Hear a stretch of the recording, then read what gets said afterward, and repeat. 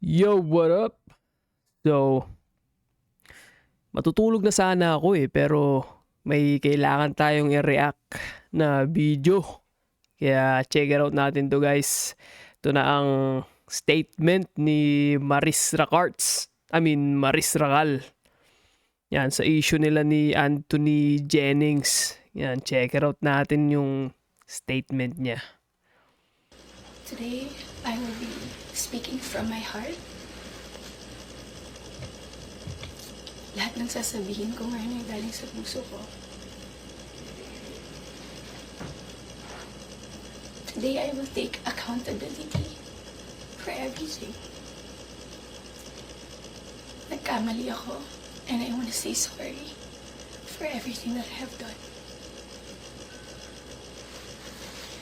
It all started last June of 2024. I was in a very dark place. I was lonely. And I was getting attention from Anthony. The kind of attention that I needed. When I sensed that there was this brewing attraction between Anthony and I, nadala ako sa emotions ko. And I knew that was wrong. I came clean right away. I told my ex everything. And I admitted things to him. And then we broke up. It wasn't easy. It was very hard for me too. Pero at least inamin niya kay Rico. Kaya yun daw yung dahilan ng breakup nila. Pero pakinggan pa natin yung mga sasabihin niya. We have your information, and if you want it back, well, you need to pay us. Okay. Yes. Yun. I announced the breakup. The reason why I became so emotional during the interview because I was holding back a truth. Yun yung totoo.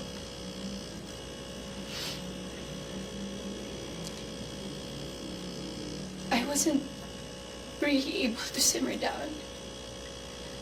I wasn't able to reflect on what had happened. I was working every day for days straight, weeks straight, months straight. Bago nagsimula yung mga daming trabaho namin, I told Anthony that I broke up with my ex. And he also said the same thing.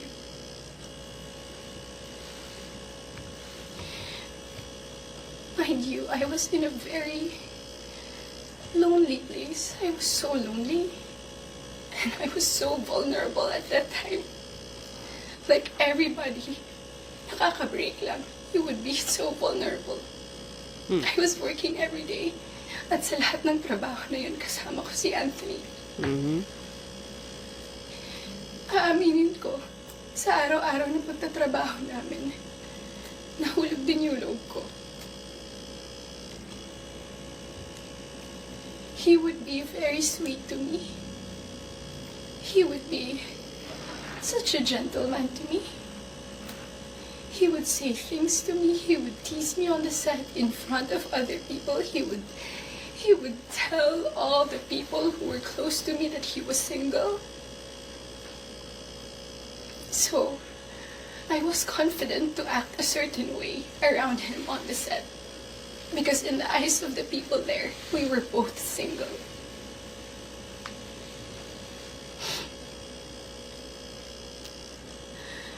Araw-araw kami nagtatrabaho and September came. We went to Italy for our shoot sa teleserye namin na Incognito.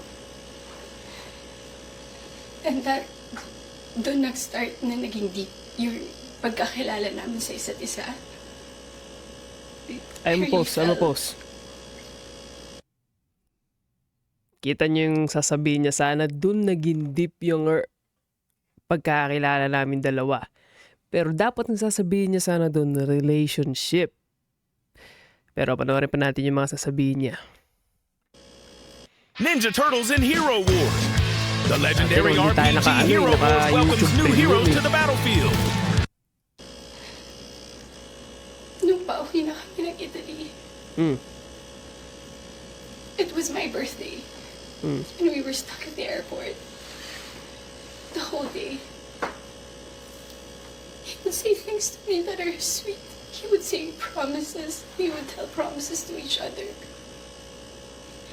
And then nung pauwi na ng Italy, I felt so happy that I had to post something on my IG story just to appreciate him during that day. And then pagka-uwi ko, I think that the next 2 days, I saw a post or reposts ni Jam on TikTok. Nakita ko lahat yun. And at that time, yung time frame na yun, nasa screenshots din na nangamusta ako. I said, kamusta si Jam? Nangamusta ako kay Jam. It wasn't because dahil alam ko na sila pa. Dahil alam ko na she was going through something and Anthony had to take care of her. But at that time, nagtatrabaho pa rin kami and he would still be the same way to me. I would ask him. God knows I asked him. Nagkabalikan ba kayo? He said no. Do you still love her? He said no. He would say things na ako yung gusto niya and all. I really asked him so many times. And then the first wave of bashing on TikTok. Masakit yun para sa akin. Guys, di ko alam kung para sa akin kasi artista to eh. Magaling eh. Magaling yung, kumbaga naaano ka ng acting niya eh. Nadadala ka eh. Pero, tingnan muna natin yung sasabihin niya bago tayo mag-react. I asked him, when are you gonna release a statement na wala na kayo? When? Because in the eyes of the public, you are taken. But I know that you're not. And you would be very sweet to me. When are you gonna release a statement? He would tell me he was waiting for the right moment. I didn't want to be pushy. I didn't want Ganyan yung mga linyahan ng mga alam nyo na. to aggravate things. So I waited and kept quiet because it wasn't my story to tell anyway. I kept quiet. October passed. Why? We were working still every day. And then Halloween. It was the very first night we went out na medyo sweet kami sa isa't isa. The next day, Cham posted on her Instagram story. There were no names mentioned. There were no names. But people were insinuating that it was Anthony and I. So the waves of bashing came again. I asked him again, when are you gonna release a statement? God knows how many times I begged for a statement. I begged. Ano ba magagawa ng statement? Statement lang yan, di ba? Malay ba ng tao kung totoo ba yung statement na sasabihin niya? O malay ba ng tao kung totoo yung statement na sinasabi mo ngayon, Maris? Ano ba? Pero ang hirap mag-judge kasi di pa namin alam yung buong statement mo kaya pakinggan muna natin yung sasabihin niya. I had to fix this because I was so tired of getting bashed. He said, wait, he's waiting for the right moment. Ninja Turtles in Hero Wars. The legendary RPG Bayan, di Hero tayo Wars welcomes new heroes YouTube to the premium. battlefield. I waited. I still kept quiet. I really wanted to speak up. But it wasn't my story and I would look really pathetic. Days went by. The press con of Incognito happened. he released the statement. To me, it was too late because at that time, I was slowly distancing myself from him romantically. The infatuation and the attraction died. But thank you for the statement. I thought everything was in the clear. I thought everything was gonna be okay. Ilang days nung lumipas.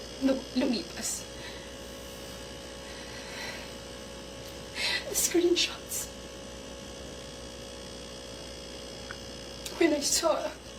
When I read it, it was 10 p.m. on a Tuesday night.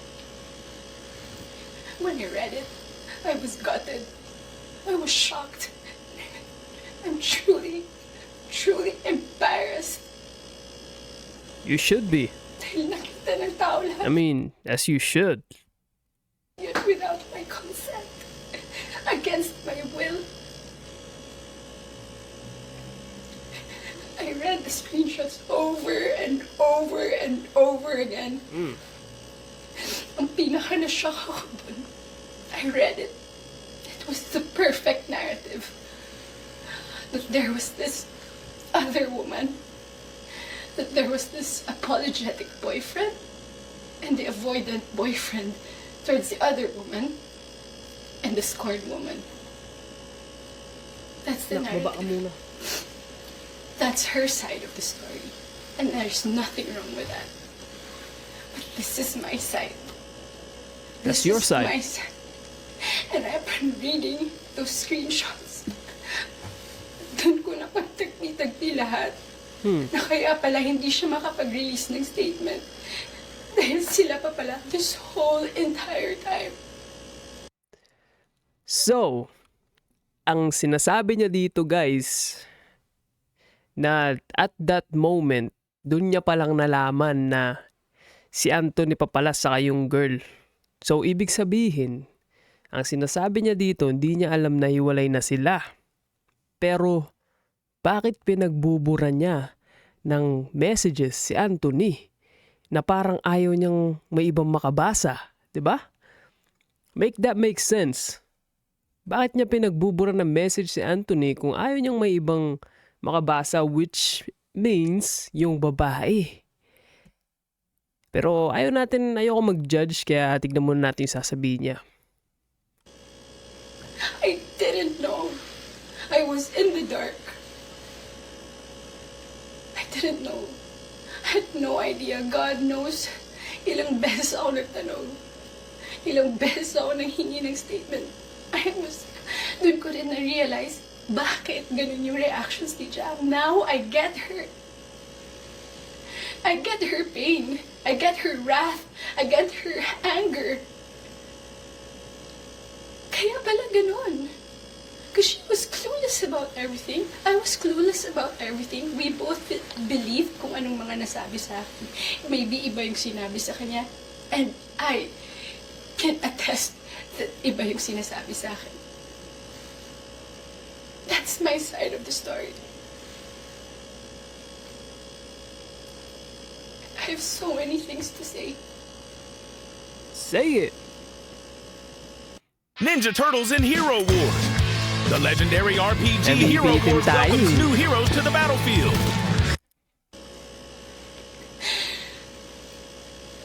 Hindi ka ako makapaniwala. Papahiya pala ako ganito sa buhay ko. So to the public, I am sorry that you got to see that very intimate side of me. Ganun talaga ako pag nagbigay ng pagmamahal. It was supposed to be private. It was supposed to be a private, intimate thing. I'm sad. I'm sad na nakita yun ng tao. And yes, I don't want to play the victim here. Nagkamali din talaga ako. And I want to say sorry to those people I have hurt. I reached out to Jam last November, I did not get a reply. I think that was last November. Because I wanted to know what's up. So, I'm sorry. Most especially, I'm very sorry. I'm truly sorry to those people who supported me for 10 years. Alam nila lahat na ginapang ko yung career ko.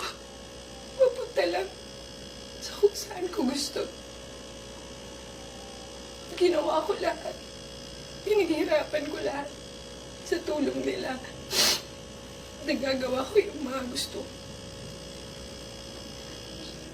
I don't know where I'm gonna go. I don't know either. I don't know saan ako papunta. Uwi ka na lang.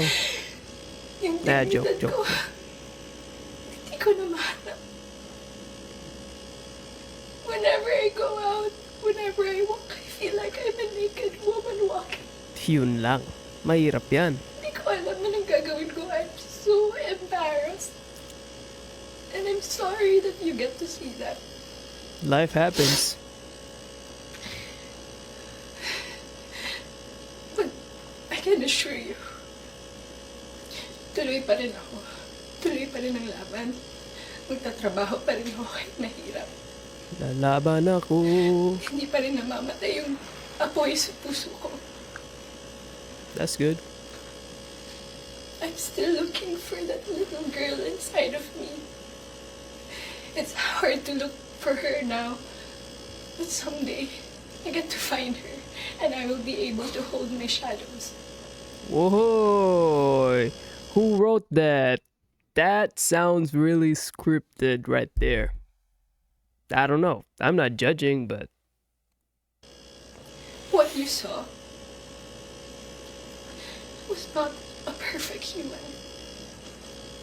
I'm far, far from being perfect. What you saw was a human being. that's Just a right. human being. I agree with that. That's right. That's it. Okay. Meet the Ninja Turtles in Hero Wars. The legendary RPG Hero Wars welcome. All right. So, ayan. So, narinig nating lahat yung side ni Maris. Yung statement niya. Pero, ang hirap kasing maniwala. Siyempre, mga artista, magaling yan. Na-trained na yan. May mga writer na yan. May mga, yan, naka-set up na yan. Media, di ba? Pero ang hirap din mang-judge, guys. Siguro nga, may mga parts na tama siya or siguro nga tama lahat na sinabi niya. We never know because wala tayo sa sitwasyon nila. Di pa rin naglalabas ng statement yung isa. Pero,